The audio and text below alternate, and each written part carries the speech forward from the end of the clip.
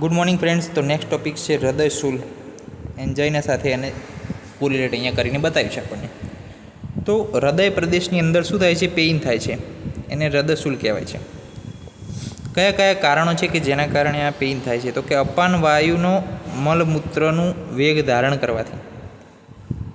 તો જુઓ, શરીરની અંદર કેટલા 5 વાયુ છે? પ્રાણ, ઉદાન, સમાન, વ્યાન, અપાન. વ્યાન કેમ આ સાઈડ લખ્યું? તો એની પોઝિશન વાઇઝ છે કે પ્રાણ જે છે ઉપરની તરફ છે શરીરમાં, ઉદાન જે છે થોડોક ઉપર ચેસ્ટમાં, સમાન જે છે અગ્નિમાં, અપાન જે છે નીચે, અને વ્યાન જે છે અહીંયા.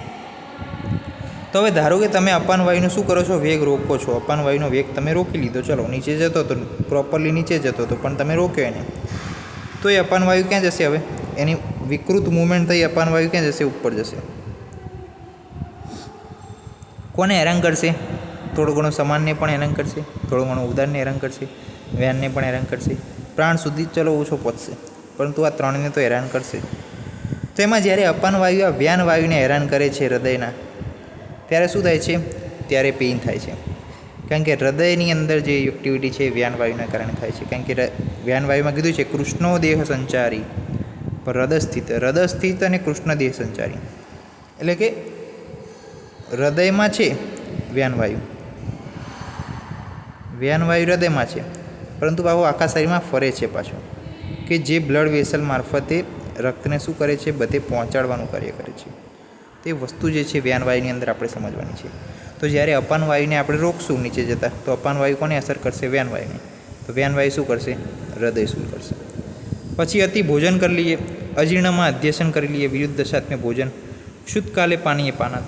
એટલે કે ભૂખ લાગી ને તમે પાણી પી લો, પિષ્ટાનના શુષ્ક માંસ સેવન કરો, તો એના કારણે શું થાય? વાયુનો પ્રકોપ થાય અને કફનો પ્રકોપ થાય. વાત અને કફનો પ્રકોપ થાય એ જે છે શું કરે? હૃદયની અંદર પેઇન કરે, વાયુ માર્ગ અવરોધ કરે, બાય ધ કફ પિત્ત.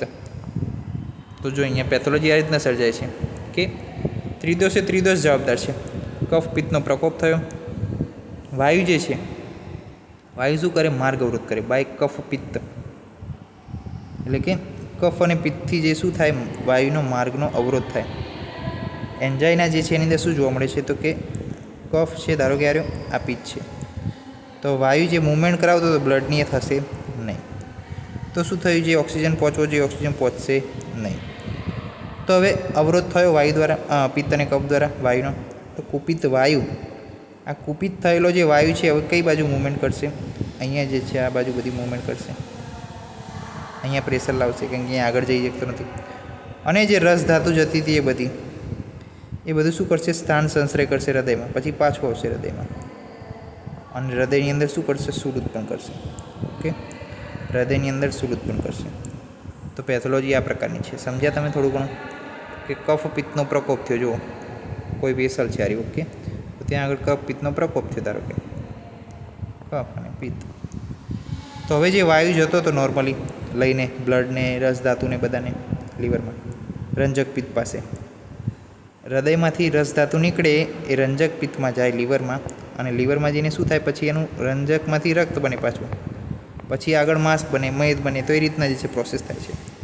તો રસ જે જતો હતો એ વાયુ અને રસ એ બંને શું કર્યા? અટકાયા. કોના દ્વારા? કફ પિત્ત દ્વારા. તો હવે કુપિત થયા, કુપિત થઈને પાછા ક્યાં ગયા? હૃદયમાં ગયા, અને ત્યાં આગળને શું ઉત્પન્ન કરી? શૂલ ઉત્પન્ન કરી. તો આ રીતના જે છે પેથોલોજી આપણે સમજવાની છે હૃદયશૂલની. સામાન્ય લક્ષણ શું છે? તો કે હૃદપીડા અને ઉચ્છ્વાસમાં અવરોધ થાય. ચિકિત્સા સૂત્ર શું છે? તો કે વાતપ સૃષ્ટિ હૃદય વામય સ્નિગ્ધ માતુરમ. એટલે કે વાત જ હૃદરોગમાં સ્નેહન સ્વેદન અને વમન આપવાનું કીધું છે. સંશોધન ચિકિત્સામાં સ્નેહન સ્વેદન વમન અને શિરોધારા.